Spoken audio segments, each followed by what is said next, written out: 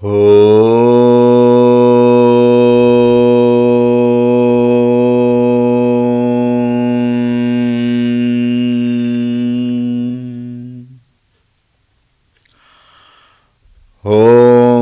श्री गणेशाय नमः। ॐ श्री सरस्वत्यै नमः। ॐ श्री गुरुभ्यो नमः। ॐ सदाशिवसमारम्भां शङ्कराचार्यमध्यमाम् अस्मदाचार्यपर्यन्तां वन्दे गुरुपरम्पराम्। ॐ श्री सद्गुरुभ्यो नमः। ॐ ध्यायामि चिन्मयानन्दं गुरुदेवं महामतिं प्रेमपूर्णं क्रियाशीलं सदा लोकहिते रतं कृपालुं सुन्दराकारं समर्थं सत्यदर्शिनं वाचा तत्त्वप्रकाशिन्या शोकमोहविनाशिनम्। ॐ श्री चिन्मय सद्गुरवे नमः।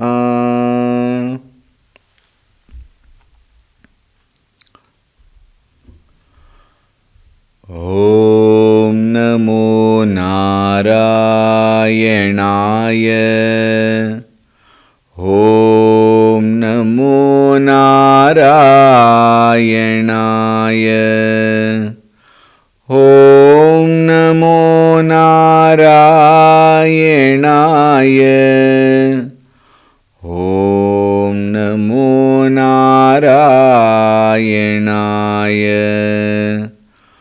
ॐ नमो नारायणाय। ॐ नमो नारायणाय। ॐ नमो नारायणाय। ॐ नमो नारायणाय।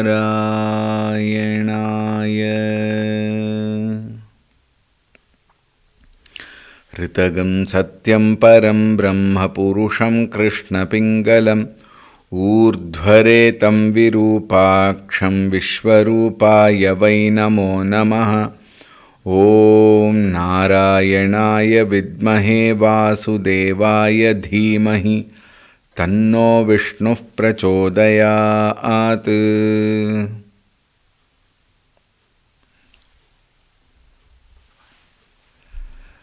हरि ओम, सुप्रभातम्। ॐ शुक्लांबरधरं विष्णुं शशिवर्णं चतुर्भुजं प्रसन्नवदनं ध्यायेत् सर्वविघ्नोपशान्तये। ॐ शान्ताकारं भुजगशयनं पद्मनाभं सुरेशं विश्वाधारं गगनसदृशं मेघवर्णं शुभांगं लक्ष्मीकान्तं कमलनयनं योगिहृद्ध्यानगम्यं वन्दे विष्णुं भवभयहरं सर्वलोकैकनाथम्। ॐ नमो भगवते वासुदेवाय। ॐ नमो भगवते वासुदेवाय। ॐ नमो भगवते वासुदेवाय।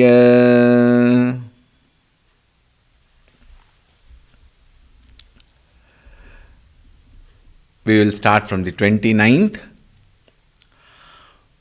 ॐ सुभुजो दुर्धरो वाग्मी महेन्द्रो वसुदो वसुः नैकरूपो बृहद्रूपः शिपिविष्टः प्रकाशनः ओजस्तेजोद्युतिधरः प्रकाशात्मा प्रतापनः ऋद्धस्पष्टाक्षरो मन्त्रश्चन्द्रांशुर्भास्करद्युतिः अमृतांशुद्भवो भानुशशबिन्दुः सुरेश्वरः औषधं जगतः सेतुः सत्यधर्मपराक्रमः भूतभव्यभवन्नाथः पवनः पावनो नलः कामः कामकृत्कान्तः कामः कामप्रदः प्रभुः.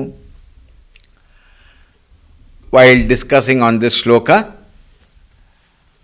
we are now to discuss on the 293rd Nama Analaha.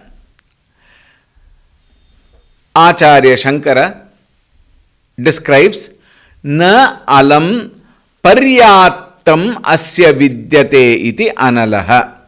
What is that? Na paryattam. Na paryaptam. Paryaptam meaning enough. There is no enough for fire. Analaha means fire. Na alam paryaptam asya vidyate, meaning the fire is never satiated. The fire will never say enough. Probably our mind is like fire. The mind will never say enough. It wants more and more and more and more. Bhagavan is called Analaha because he is very much wanting all of us to understand. From that standpoint, he is Analaha. 1. 2. He is Analaha from that standpoint where all our desires and this one, just as our desires have no end, Bhagavan's desire to make all of us understand his glory is never ends, it seems. As long as Jiva Bhava is there, Bhagavan wants all of us to understand that our Jiva Bhava is ephemeral, our Jiva Bhava is impermanent, our Jiva Bhava is actually Maya. Therefore, he keeps on helping us to grow out of our Jivatva Bhava. From that standpoint, Analaha. Anan pranan atmatvena lati iti jivaha analaha. The Jiva is also called Analaha. Not only Bhagavan, Jiva is also called Analaha from a different standpoint. 1, because he takes the pranas to be himself. Pranas here also refers to all the subtle body. We take the pranas and subtle body to ourselves, and actually prana is who? Bhagavan only. Therefore, as the Lord alone manifests as the Jiva, and the Jiva has no bhava of enough. From that standpoint, he is also called Analaha. The third standpoint, Alam means limit. Alam means boundary. Alam means this much and not further. But Bhagavan is boundaryless. Earlier we saw boundary with reference to dharma. But Bhagavan himself is actually boundaryless. Why he is boundaryless? He is sarvavyapi. He being sarvavyapi and he being everything, there is nothing called boundary for Bhagavan. Therefore, na analaha. He has no boundary. Therefore, he is called boundaryless, boundless. And the one who has no limitation, he is limitless. Therefore, Bhagavan is called as Analaha. Nalater gandhavachinaha purvat va agandham arasam iti shrutehe. Shruti says Bhagavan is agandham arasam, which also includes all the other. He is beyond all these tangible aspects of life. What is tangible aspects of life? Gandham has limitations, has got time. Rasam is only limited to the tongue. Gandham limited only to the nose. Like that, if you find all the five senses in our body have their limitations. Bhagavan is limitless. Therefore, agandham arasam, the one who is free of smell, odor, and also you have to include the other. He is actually having none of these. We as individuals, through our senses, cognize, we experience all these limitations. But Bhagavan is beyond all limitations, says Brihadaranyaka Upanishad. Analaha. Now comes 3 to 4 very important namas, which is very, very interesting to even think about. The 294th nama says Bhagavan is Kamaha. Kama, we all know, desires. Ha means the one who destroys. So what is Kamaha? The one who destroys all the desires. Acharya says, Kaman Hanti, he destroys all desires of whom? Mumukshunam, Bhaktanam, Hinsakanam, iti Kamaha. He destroys the desires in whom? The one who is desirous of moksha alone and nothing else. Therefore, such a mumukshu who has grown, who has evolved from a common normal human being to a great sadhaka, where he has understood that all the ephemeral world are not permanent, Bhagavan alone is permanent, that Atma Jnana alone is permanent. Therefore, moksho me bhuyat iti mumukshuhu, we saw in Viveka Chudamani and in Tattva Bodha also. What is that? I want only moksha. I don't want anything else in this life. Such a person who is vehemently desires, desperately desirous of moksha alone, for him, see, one thing we have to understand. However evolved we may be, after all, as long as Jivan Mukti takes place, we work with the mind. Even after Jivan Mukti takes place, mind works. Here, we work through the mind. Whereas after Jivan Mukti, mind is negated, mind is falsified. Therefore, he is not involved with the mind. Until then, however evolved sadhaka we may be, however well-known, knowledgeable Vedantin we may be, we still work with the mind. And wherever the mind is involved, wherever the mind has a role to play, there mind can pull us down. Mind can drag us back into samsara. Therefore, one needs to be extremely careful. At that time, when we are sincere in our mumukshuta, Bhagavan comes to our support. How does he come? Whenever that mind, there is some thought erupting on desire, some thought coming, I want this, I want that. At that very point, Bhagavan helps the mind to nib that particular desirous thoughts. Immediately the jnanam in him comes up and says, no, this is not required. Again, one more very important point. It is so very obvious, quite natural, that people start judging on a sadhaka, a great yogi, a great santa, a sages and saying a monk. The people start judging, oh, this Swamiji, he takes this one and all. That means he is not that. That is our irresponsibility, please. That person need not have a desire for anything, but he consumes. Like for example, Parampuja Gurudev Swami Chinmayananji used to take snuff.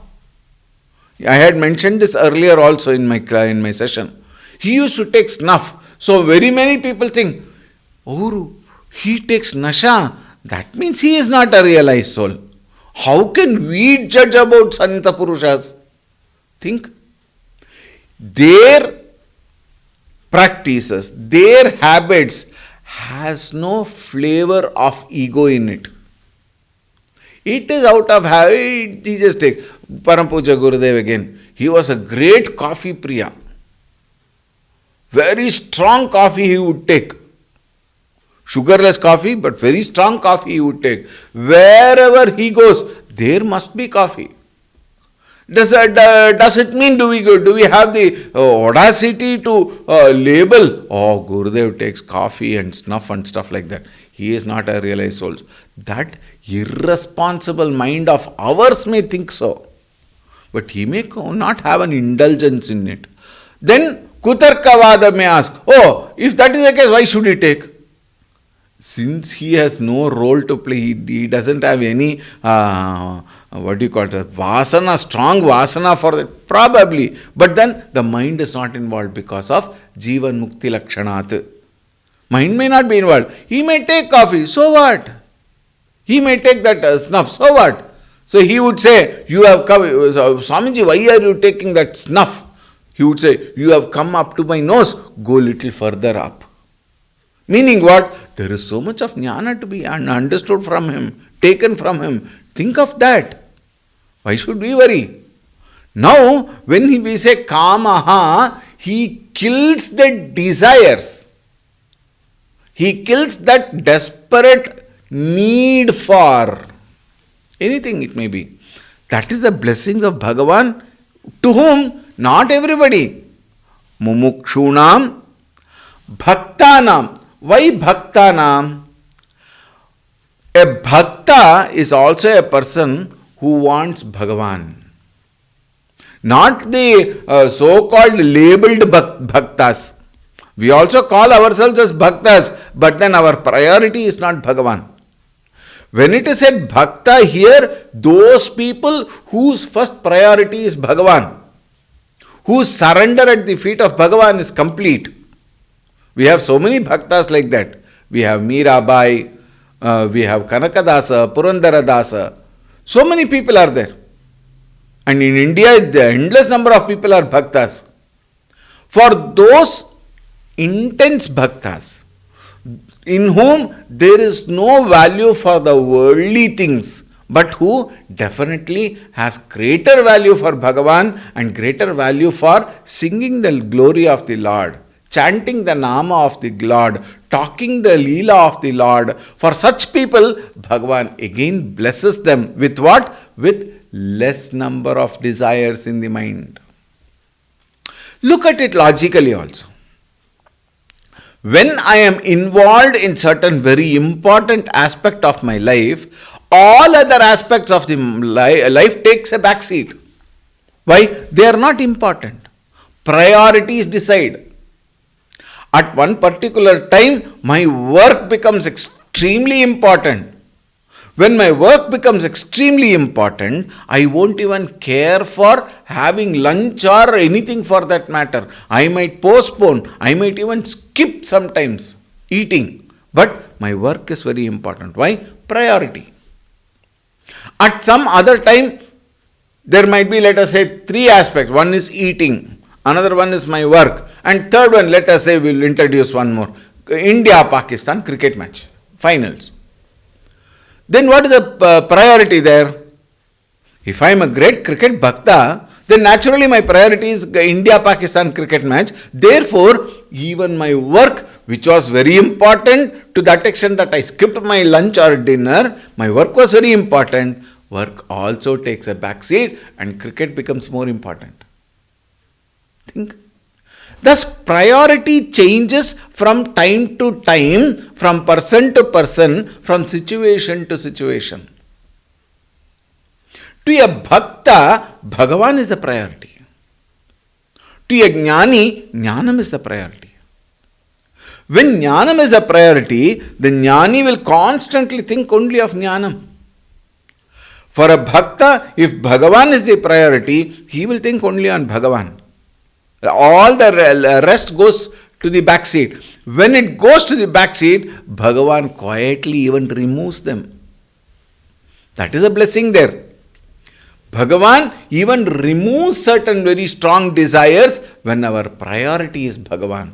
So from that standpoint, he is called as Kamaha, the one who destroys the desires. Immediately says Kamakrita.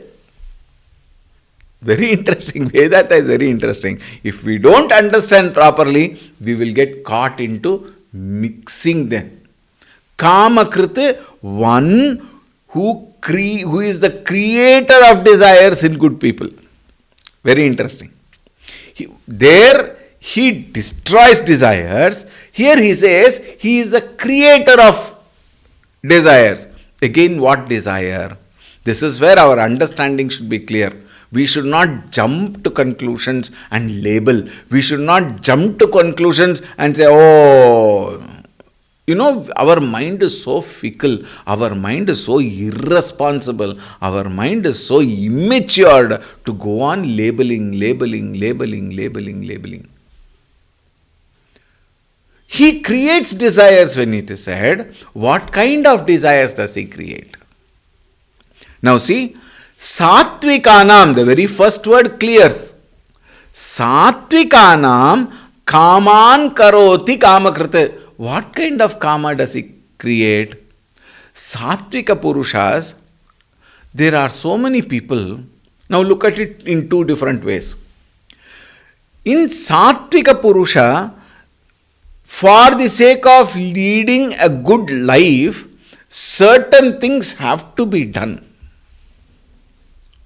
And the Satvika Purushas sometimes are so Satvik that they don't even understand what is it to be done. They don't even know what should be worked at.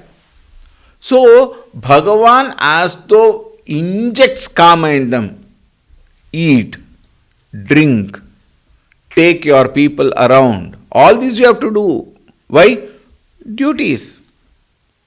But Satvika Purusha meaning what?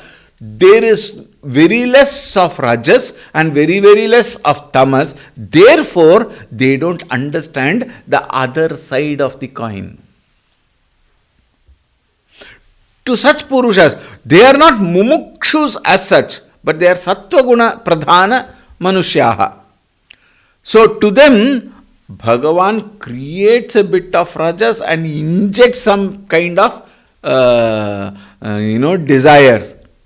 Again, it will definitely not be detrimental to themselves or people around them or the society at large. It will definitely be helpful. Like for example, take the gunas of all the Santa Purushas. Parampuja Gurudev. He was even called as a Raja Rishi. Later he was also called Maharishi. We have in our 108 names of Parampuja Gurudev, Maharshaye Namaha we have. He was Rajapradhana as though we have to say, because he has crossed all those Trigunatmika Maya. But from our standpoint, why? Because he wanted to take everybody along with him. Therefore, restlessly, he would go everywhere and talk about Vedanta. Millions of people have been benefited by his Jnana Yajnas. More than 500 Jnana Yajnas he had conducted and all over the world. And then he he actually injected the love for Vedanta, the love for God, the love for Karma Yoga. And he was an embodiment of all the three. A Karma Yogi, a Bhakta and a Jnani. And of course, a Jivan Mukta Purusha. However, even though he was a Jivan Mukta Purusha, Bhagavan injects kama, desire. Desire for what? Desire to help others. Paropakarartham nidham shariram, when it is said that para upakara which has to be done, that desire for upakara, performing help to others, that desire also should come. Think, And not everybody will be given that. There are Santa Purushas whose desire is to just be. Bhagavan Sri Ramana Maharshi, Ramakrishna Paramahamsa, all of them. Ramakrishna Paramahamsa also vehemently he was desirous of Ma Kali. If you see Ramakrishna Paramahamsa, Ramana Maharshi, just be. On the other day, I had also mentioned of another very important great saint, Puttur Ajja. He would just be. People would come, hundreds and hundreds of people would come. They will sit in his presence, and when the moment you go and sit there, that restless mind of ours will also become quiet. Those are one kind of Santa Purushas. And you have so many other Santa Purushas. Look at Swami Vivekananda. Their intention is to propagate our great Sanatana Dharma, our Vedanta, our Shastra, through which man can evolve. Man can mature. So there are desires in whom great Purushas live. We also have got plenty of desires, but they are all Swartha oriented desires. Whereas Bhagavan, when he creates desires in them, he does not create Swartha Pradhana Kama, he gives them Niswartha Pradhana Kama. The desire for doing this, the desire for doing that. I will conduct Gita Jnana Yajna here. I will conduct Ramana Jnana Yajna here. I will conduct Upanishad Jnana Yajna here. I will talk on Viveka Chodamani. Now people require more of bhakti. In Kali Yuga, bhakti pradhana is very important. Therefore, let me speak on Vishnu Sahasranama. Let me speak on Lalita Sahasranama. Let me speak on Ramayana. Especially Tulsi Ramayana, which is drenched in devotion. All these are also desires. Why these desires come? Because people require. Therefore, let me do it. This is also desire. Even for a common man, desires are given by Bhagavan. What is the kind of desire? Paropakarartham. There is an old man, he has to cross the road. These are all simple examples, but you can take it to anything you want.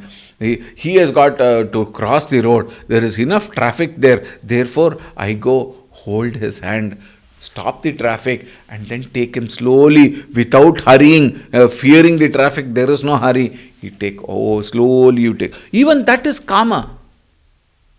Karma for what? To help others. Here is a person who is struggling to study a particular subject, and I know that particular subject at that level, so let me go and help him. Paropakarartham. So for that, you don't have to become a Santa at all. You can be a common man. To what extent? Even to look at it very, very, very at a very baser, common life. The wife is cooking at the kitchen. The desire to go and help her. But desire purely for helping her in that kitchen, giving her that joy. Think.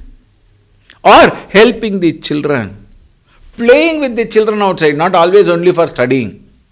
Playing with the child. Let us suppose the child is studying for long, maybe exams. You tell them, hey, take a break. Come, let us play cricket outside. Let us play volleyball outside. Take the boy outside. Play with him. His mind relaxes. 10-15 minutes the mind relaxes. And then you say, is it not time for us to continue, for you to continue your studies? And the child, he will do better. These are all small things. But why these examples are given? Look at it differently. Look at it the way it has to be looked at in your own condition, around you. Wherever there is some good work to be done, go and do it. Go to the ashram. Help the ashram management to function the ashram very well. As a volunteer you go. Anything can be done. These are all desires. Desires for what? Desire to support. Desire to help. Desire to conduct so well that I become a role model to the next generation. Where did these desires come from? What is the source of such desires? It is Bhagavan Sankalpa. Bhagavad Sankalpa is so good that wherever there is a work to be done, he finds people. He gives them that desire. Here is a desire, go do it. Why? There is a work to be done. Work requires some person. You are capable, go do it. Who gives that desire? Think. Therefore, Bhagavan is called Kamakrita, the one who gives desires. There is a very interesting thing also. Here is a person who is a total somberi, filled with inertia. To him also Bhagavan gives desires. Are Baba, get up, brush your teeth. Think. That is also a desire. That is a good desire again for what? For Loka Sangrahartam. Otherwise you will stink. So, at various levels, desires are being injected for the sake of good. Our desires are not like that. Our desires are for the sake of me, acquiring, possessing, indulging, enjoying, engaging, enjoying the pleasures of life. That is not, those desires Bhagavan does not give. Please don't misunderstand. Now don't come and say, Swamiji, Bhagavan has given me a desire to smoke. Arre? Understand what it is properly. A desire which, exercising which, it makes good to me and to the people at large, is a desire which is a blessing of Bhagavan. A desire that only satisfies me alone and does not help me or the society, then it is my own irresponsibility, not Bhagavan's injecting such a desire. Think. Therefore, Kamakrita, that is why the word is added very clearly. Satvikanam. Kaman karoti Kamakrita. And Satvika people are those who have risen above to a very large extent from tamas and rajas and become sattva out of knowledge, out of experience and out of desire again to reach the higher. So from that standpoint, Bhagavan gives desires, creates desires and gives the strength to act based on those desires. Therefore, he is called Kamakrita. And the next word is very important. Kantaha. Kantaha means the one who attracts. The one who is so beautiful. The one who attracts our mind. Abhirupatamaha Kantaha. Abhirupatamaha. Superlative degree. Abhirupaha. Abhirupataraha. Abhirupatamaha. Good, better, best. Now here it is a best, superlative. What is that? Abhirupa. Here it means there are very interestingly two major meanings there are several other meanings also. One is with reference to the form of the God.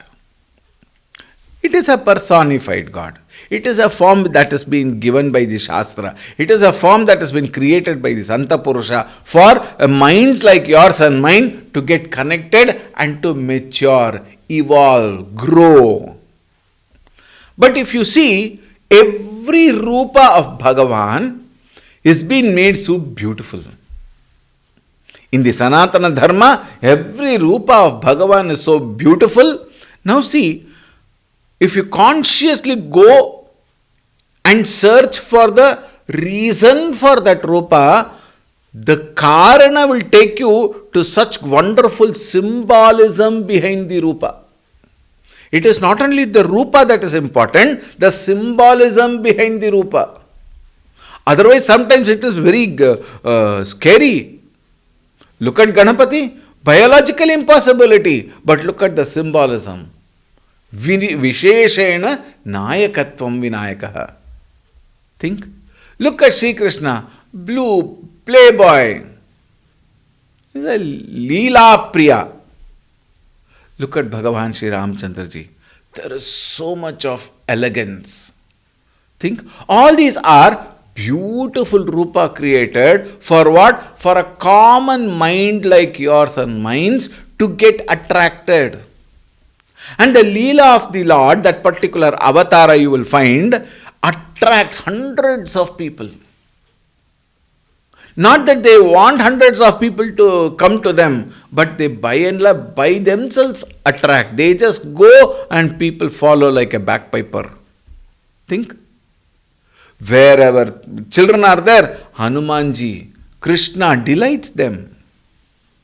Ramchandraji, Maryada Purushottam Rama. Think. Krishna. What to talk of Krishna? There are hundreds of things which we can talk of Krishna. Ganapati, Muruga. Think. Devi. So many gunas are instilled in that particular avatara. For what? Again, for you and I to get attracted. Therefore, a handsome figure is being presented by the Shastra. You cannot find Rama being very obese, or Rama being very weak, or Krishna being something different.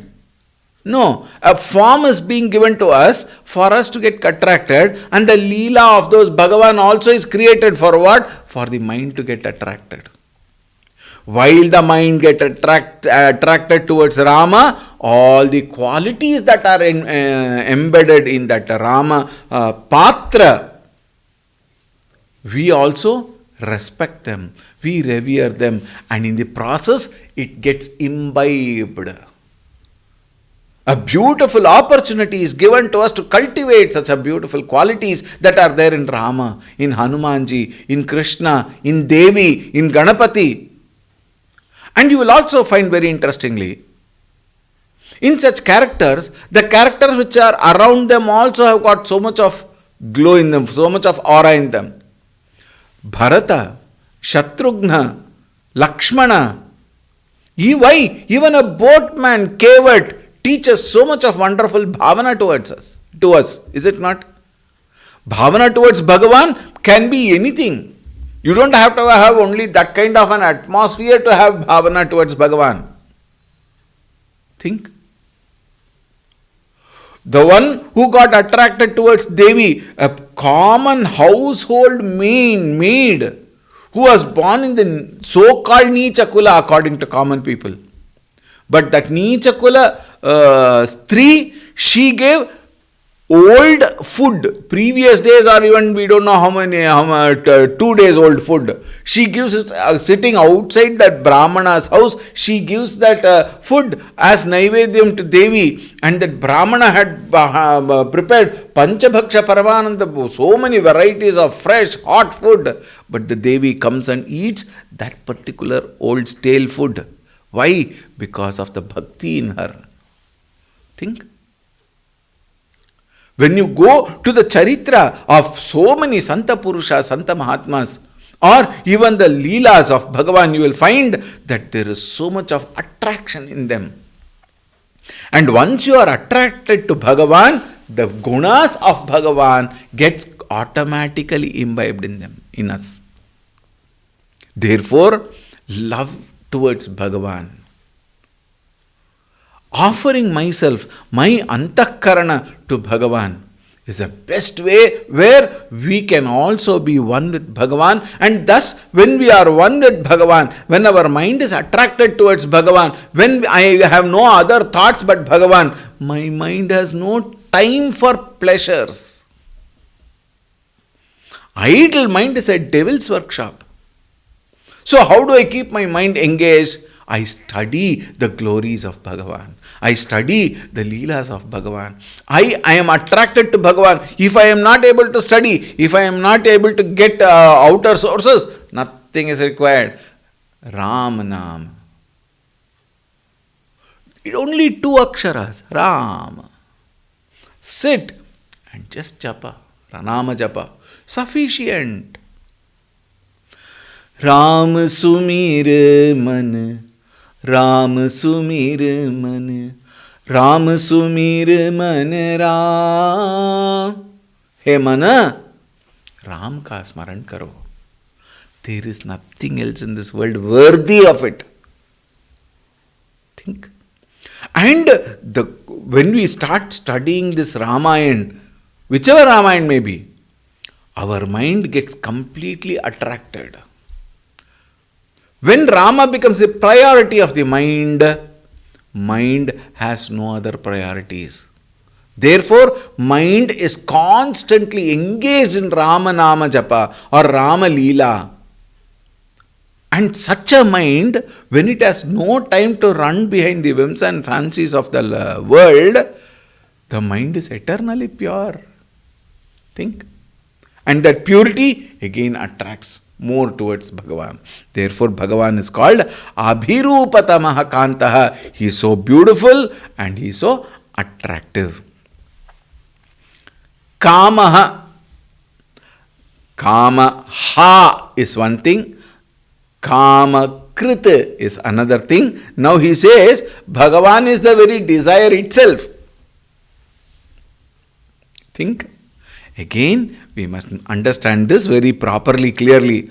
Kamyate purushartha abhikankshabhihi iti kamaha. He is the most desirable and the main purushartha. Artha, kama, dharma, and the fourth is purushartha. The chaturtha purushartha is moksha, and all the other three are only paths towards this highest purushartha.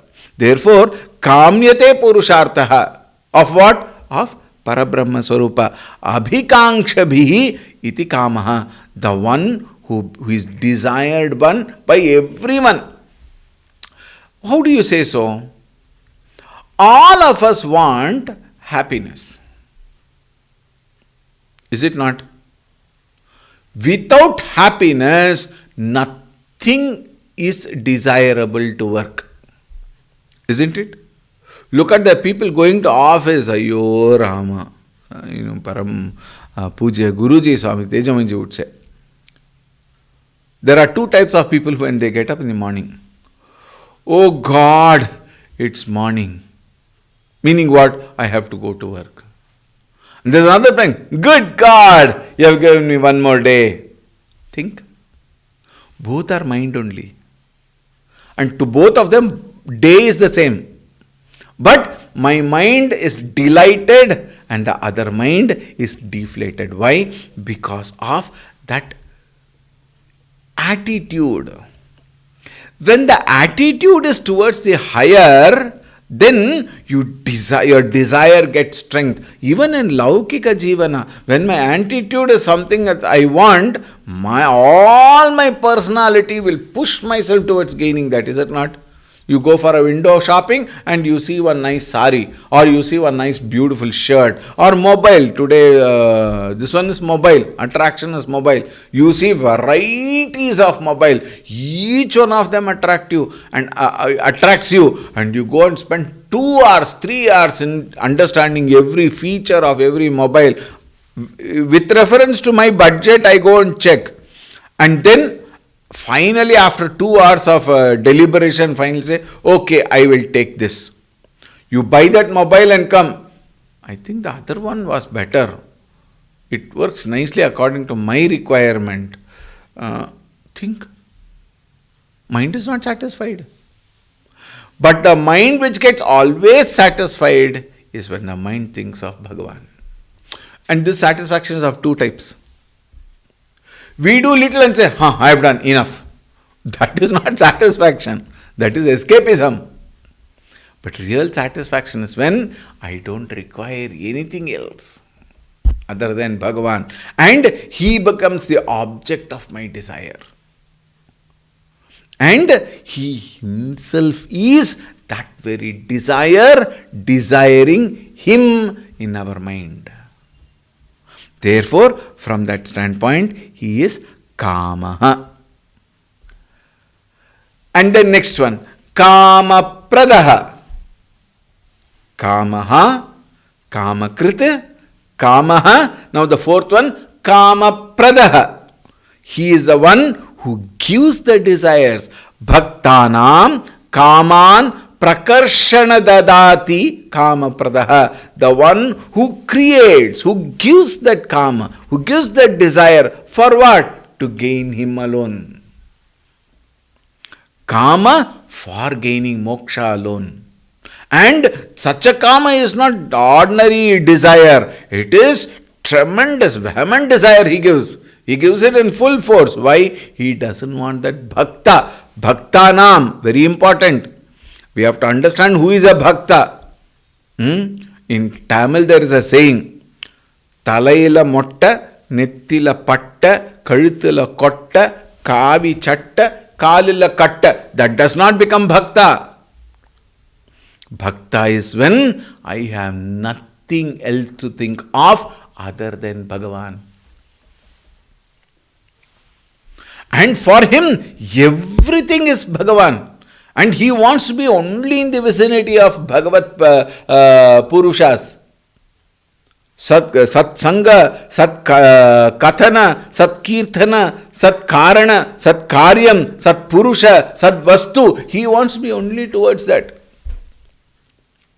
I express lot of Tamil, this one, because of that being my mother tongue. There's a very beautiful movie song.